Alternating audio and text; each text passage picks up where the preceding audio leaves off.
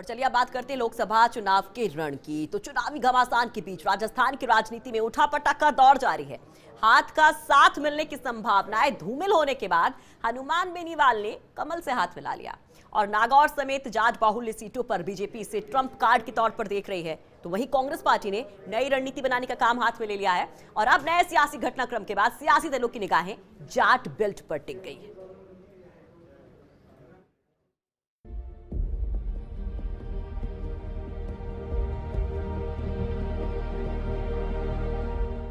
राजस्थान विश्वविद्यालय में जब हनुमान बेनीवाल ने छात्र संघ चुनाव की तैयारियां शुरू की थी, उस समय ज्यादातर छात्रों ने उन्हीं की स्टाइल और खांटी वाक शैली के कारण गंभीरता से उन्हें नहीं लिया था। बाद में इसी वाक पटुता और बॉडी लैंग्वेज ने राजस्थान विश्वविद्यालय छात्र संघ का अध्यक्ष बनाया, और वो भी उस समय के सबसे चर्चित छात्र नेता रणवीर सिंह गुढ़ा को हराकर। हनुमान बेनीवाल ने इसके बाद पीछे मुड़कर नहीं देखा, राजनीति घर से ही सीखी, लिहाजा नागौर को अपना सियासी मुख्यालय बनाने की ठान ली। चुनौती थी मिर्धा परिवार। आजादी के बाद से ही मिर्धा परिवार ने जो राजनीतिक जमीन नागौर में तैयार की, उसका मुकाबला करने की क्षमता किसी के पास नहीं थी। नाथुराम मिर्धा तो ऐसे किसान नेता रहे जिनकी गूंज राजस्थान ही नहीं बल्कि दिल्ली तक सुनाई थी। सही मायनों में वो किसान नेता रहे। रामनिवास मिर्धा ने ही नागौर की धरती को सियासी तौर पर चमकाने में भूमिका निभाई और लोकसभा का स्पीकर बनकर गौरव दिलाया। इसके बाद मिर्धा परिवार में आगे बढ़ने का काम नई पीढ़ी के हाथों में आ गया। दूसरी छात्र राजनीति से निकलकर पहले बीजेपी और बाद में अपने दम पर हनुमान बेनीवाल ने खिमसर में जमीन तैयार करने का काम शुरू कर दिया। पिछले लोकसभा चुनाव में भी उन्होंने दम दिखाया और जनहित के मुद्दों पर संघर्ष के बलबूते खुद को स्थापित कर लिया। पिछले विधानसभा चुनाव में आरएलपी के गठन का मकसद भी यही था कि राजस्थान में थर्ड फ्रंट बनाया जाए। डॉक्टर किरोड़ी लाल मीणा की बीजेपी में जाने और घनश्याम तिवाड़ी की पूरी तरह साथ नहीं आने के कारण बेनीवाल के मंसूबे पूरे नहीं हो पाए। लेकिन आरएलपी के दम पर 3 सीट लाकर अपनी पार्टी के चुनाव चिन्ह बोतल को पहचान जरूर दिला दी। नागौर, पाली और बाड़मेर 3 लोकसभा सीटों पर हनुमान बेनीवाल सत्ताधारी दल कांग्रेस से गठबंधन करना चाह रही थी। समझौते की बात ठहर गई। केवल नागौर सीट पर वो भी इसलिए कि वहां के कांग्रेस के दिग्गज नेताओं ने ज्योति मिर्धा के खिलाफ आवाज बुलंद कर रखी थी। लेकिन ज्योति के विरोधियों की सुनवाई के बाद भी आलाकमान ने ज्योति मिर्धा को कांग्रेस का टिकट थमा दिया। खिमसर में पिछले विधानसभा चुनाव के दौरान ज्योति मिर्धा से हुई सियासी अदावत को हनुमान बेनीवाल भूले नहीं थे, लिहाजा रुख कर दिया उसी पार्टी बीजेपी का जहां से उनके राजनीतिक जीवन की शुरुआत हुई थी। हनुमान बेनीवाल के बीजेपी में जाने से जाट बेल्ट पर असर पड़ सकता है। नागौर सीट पर बीजेपी को उपयुक्त फेस मिल जाएगा। कमल की कोशिश रहेगी जाट बेल्ट सीट पर बेनीवाल से लाभ लेने की। तकनीकी तौर पर बेनीवाल ने विलय नहीं किया है, बल्कि गठबंधन में शामिल हुए हैं। जदयू, इनेलो के बाद बीजेपी ने मौजूदा लोकसभा चुनाव में आरएलपी से गठबंधन किया है। अमित शाह की नीति छोटे दलों को साथ लेकर चलने की है, लिहाजा राजस्थान में यूपी का चुनावी मॉडल अपनाया गया। बेनीवाल से बीजेपी को उम्मीद है कि नागौर, सीकर, झुंझुनू, चूरू, बीकानेर, बाड़मेर, पाली, जोधपुर, जयपुर ग्रामीण, अजमेर और आसमान सीटों पर जेएमएम समीकरणों को बीजेपी की तरफ से साधा जाएगा। दलित वोट नहीं मिलने से विधानसभा में बीजेपी को नुकसान हुआ था, लिहाजा अब आरएलपी के जरिए भरपाई की कोशिश है। बेनीवाल के साथ आने से नागौर लोकसभा सीट पर जायल, खिमसर, नागौर, डीडवाना में बढ़त मिलने के आसार है और विधानसभा में भी बोतल का साथ मिलेगा। कांग्रेस के रणनीतिकारों को अंदाजा हो गया था कि हनुमान बेनीवाल उनसे समझौता टूटने के बाद कोई बड़ा फैसला ले सकते हैं, लिहाजा कांग्रेस ने बिना देर किए जयपुर ग्रामीण से जाट और चर्चित उम्मीदवार पर दाव खेल दिया। कांग्रेस पार्टी आगे की रणनीति के तहत उन सीटों पर फोकस करेगी जिन्हें आरएलपी के जरिए बीजेपी साधने की कोशिश कर रही है।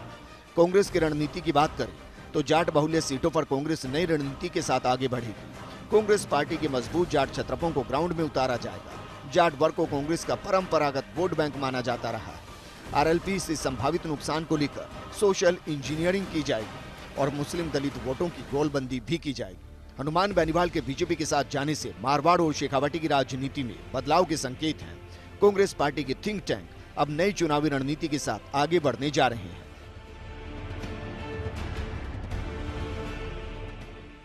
हनुमान बेनीवाल का भारतीय जनता पार्टी के साथ गठबंधन ये केवल एक तात्कालिक घटना नहीं है, बल्कि इससे जुड़ा है जाट राजनीति का इतिहास।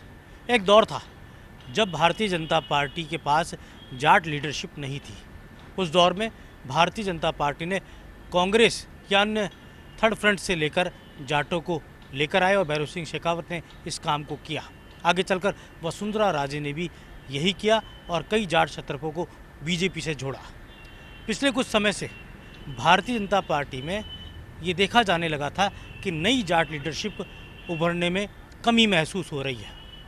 लिहाजा हनुमान बेनीवाल के साथ की आवश्यकता महसूस होने लगी थी, क्योंकि डॉक्टर दिगंबर सिंह का निधन हो गया और उसके बाद एक वैक्यूम सा राजस्थान की जाट पॉलिटिक्स में देखा जाने लगा और वहीं सुभाष महरिया कांग्रेस की ओर चले गए। हनुमान बेनीवाल को साथ लाकर भारतीय जनता पार्टी का मकसद यही होगा कि जाटों के बीच एक ऐसी आवाज़ हो जो उनके वोट को मोड़ने का काम कर सके। कैमरा जर्नलिस्ट जितेश के साथ योगेश शर्मा, फर्स्ट इंडिया, जयपुर।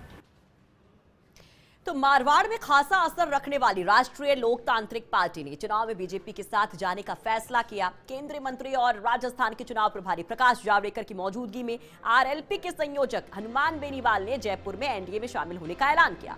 और इस मौके पर राजस्थान बीजेपी के अध्यक्ष मदन लाल सैनी ने कहा कि दोनों पार्टियां राजस्थान में एक दूसरे की पूरी मदद करेंगी। वहीं जावड़ेकर ने कहा कि हम मिलकर काम करेंगे और बेनीवाल नागौर से चुनाव लड़ेंगे, जबकि बाकी सीटों पर बीजेपी के लिए प्रचार करेंगे। बहुत खुशी है कि राष्ट्रीय लोकतांत्रिक पार्टी अब हमारे साथ है। हम मिलकर काम करेंगे और आरएलपी को राष्ट्रीय लोकतांत्रिक पार्टी के मुखिया बेनीवाल जी को हमने आग्रह किया है कि वो नागौर से लड़े। नागौर की सीट राष्ट्रीय लोकतांत्रिक पार्टी के उम्मीदवार के हैसियत से वो लड़ेंगे और बाकी सभी जगह भारतीय जनता पार्टी का प्रचार करेंगे। केवल राजस्थान नहीं, हरियाणा और पश्चिमी उत्तर प्रदेश में भी उनके सभी कार्यकर्ता इसके लिए जोर से प्रचार करेंगे। तो मुझे बहुत खुशी है। गठबंधन के बाद हनुमान बेनीवाल ने कहा कि प्रदेश की 25 सीटें एनडीए जीतेगी। हनुमान बेनीवाल से फर्स्ट इंडिया न्यूज ने खास बातचीत की। हमारे साथ मौजूद हैं हनुमान बेनीवाल, जिनकी खबरों को लेकर लगातार चर्चाएं थी फर्स्ट इंडिया न्यूज़ पर कि हनुमान बेनीवाल भारतीय जनता पार्टी के साथ चुनाव लड़ सकते हैं। बेनीवाल साहब, बड़ा सवाल है, कुछ दिन पहले ही आपने प्रेस कॉन्फ्रेंस की थी, गठबंधन जैसी बात की थी। तो मैंने गठबंधन कर लिया ना, गठबंधन की बात करी थी। तीसरे मोर्चे के अंदर कोई गठबंधन में नज़र नहीं आ रहे थे। कांग्रेस ने मुझे प्रस्ताव रखा कि आप हमारे साथ आ जाओ। हमने कहा 7 सीट दे दो, नहीं बैठा, मामला बिखर गया। और फिर उसके बाद हमने भी एक सर्वे करवाया कि आखिर क्या चाहते हैं लोग, हमें लोकसभा चुनाव लड़ना चाहिए कि नहीं लड़ना चाहिए। सबकी इच्छा थी कि भारतीय जनता पार्टी के साथ गठबंधन करके पूरी युवा ताकत को, जो हमारे सबसे ज़्यादा समर्थक है इन चारों राज्यों के अंदर, नरेंद्र मोदी जी को प्रधानमंत्री देश का बनाएं।